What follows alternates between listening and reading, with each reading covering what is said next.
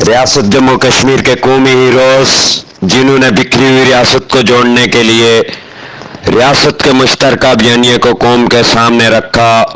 इस बयानिए को रियासत भर में फैलाने के लिए अपनी जानों के नजराने पेश किए।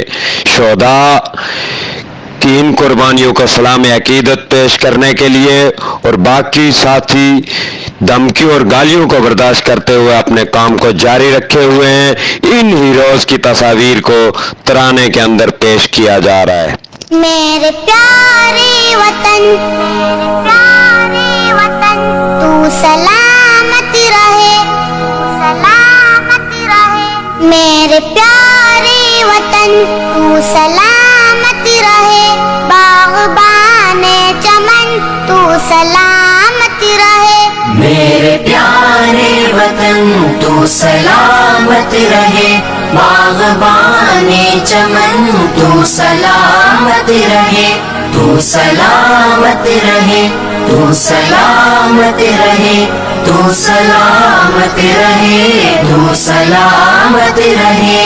मेरे अजदाद की मेहनतों का निशान, मेरे असलाफ की अज़मतों का बयान, मेरे अजदाद की मेहनतों का निशान, मेरे असलाफ की अज़मतों का बयान। यादगार ज़मन तू सलामत रहे, तू सलामत रहे, तू सलामत रहे।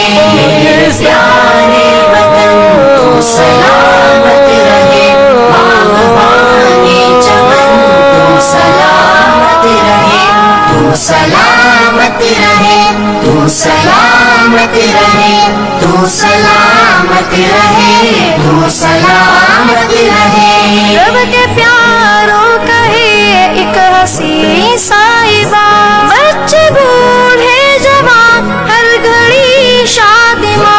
रब के प्यारों कहे एक हंसी साहिबा, बच्चे बूढ़े जवान हर घड़ी शादिमां। ए बहारे चमन तू सलामत रहे, तू सलामत रहे, तू सलामत रहे। मेरे प्यारे वतन तू सलामत रहे, बाग़बाने चमन तू सलामत रहे, तू सलामत रहे, तू सलामत रहे, तू सलामत रहे, तू सलामत रहे। तो दोस्तों, ये जो हमारे लिए बहुत बड़ा मसला है वो ये है कि हम एक तरफ तो डिवाइडेड हैं और दूसरी तरफ हम सारी रियासत जो है वो उस डार्क टनल में फंसे हुए हैं। तो यहाँ से हम कैसे निकलें?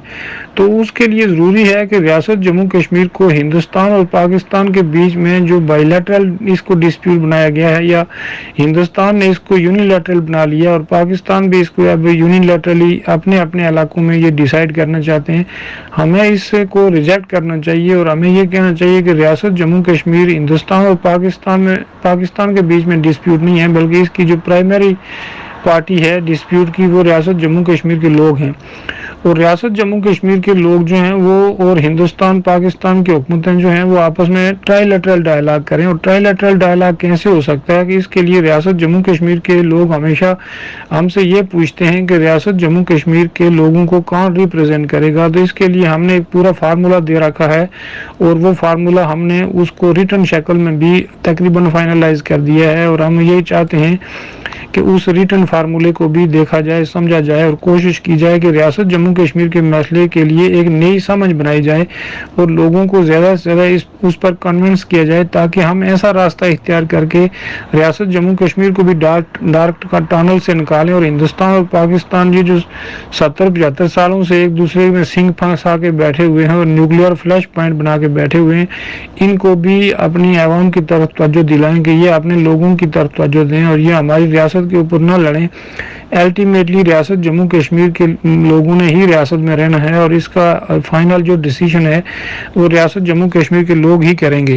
तो बिरादरिज्म, रिलीजन, कास्ट, क्रीड की बात ही नहीं कर रही, मैं तो अपने रीजनल आइडेंटिटी की बात कर रही हूँ। जैसे गिलगित वाले मेरे भाई कर रहे हैं, जैसे कश्मीर वाले मेरे भाई कर रहे हैं, जैसे लद्दाख वाले कर रहे हैं, उसमें हम लोग हम लोगों की रीजनल आइडेंटिटी क्या है, इस तरफ तो लोगों को बिल्कुल क्लियर है, लेकिन उस तरफ क्या है, मुझे लगता है सबसे पहले ये चीज़ क्लियर होना चाहिए, उसके बाद फिर बाकी चीज़ें आती हैं। पहले घर वालों को ही नहीं पता मेरा घर कहाँ है।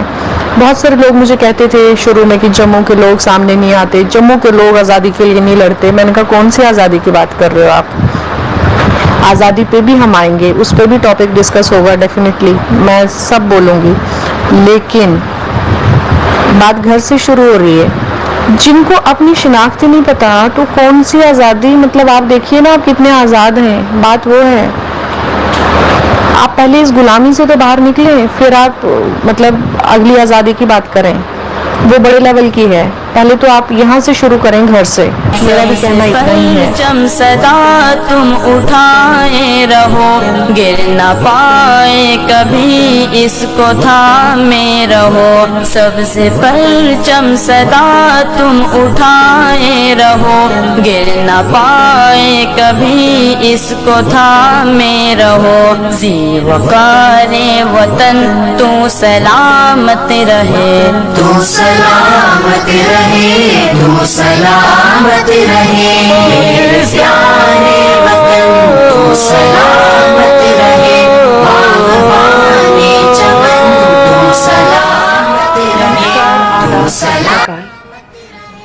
आज मैं सोचा लेने के लोग 27 अक्टूबर की ये ब्लैक डे क्या मना लेने,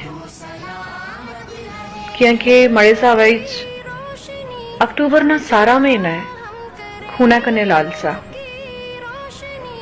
मेर पुरानियां गल्लां सारियां की याद होलियां जेड़ा कि 1947 असें कने जुल्म होए, असें ने बजुर्गें किन्नी कत्लो गारत देखी, किन्नियां मुसीबतां झेलियां, जनानियां 20-20 रुपए बेची गईयां। असें भी वो गल्लां सुनी नहीं अपने दादे होरे कोला, अपने बजुर्गें कोला। बड़ी पॉलिटिक्स हुई, उसले असें ने बजुर्गें की कुछ जगह नहीं दी। जेड़े गए बसे उत्थे भी उन्हें कने बड़े जुल्म हुए, बड़ियां जातियां हुई। इन्ने साले दियां मेहनतां कने वो थोड़े उन पैरें खड़े हुए। उसला उन्हें की मजबूर किया गया, धर्म भी चेंज हुए। इन्ने वोटे ने कारण आज लोग तकसीम हुई हैं, कोई हिंदू बनिया कोई मुसलमान बनिया, लेकिन खूना ने रंग वो नहीं बदले, वो सारे ने ला ले रहा। मैं याद था कि मैं अपने दादा और जेड़े के मैं स्टोरियां सुनाने होने से आहने होने से कि बच्चा स्पलंदरी ने ध्यान आज कार बार छोड़ी आया, बड़े बाग बगीचे से सारा की पार गया थी, और मैं दर्द उन्हें ना ओ उन्हें नहीं आखिर देखी सकने से।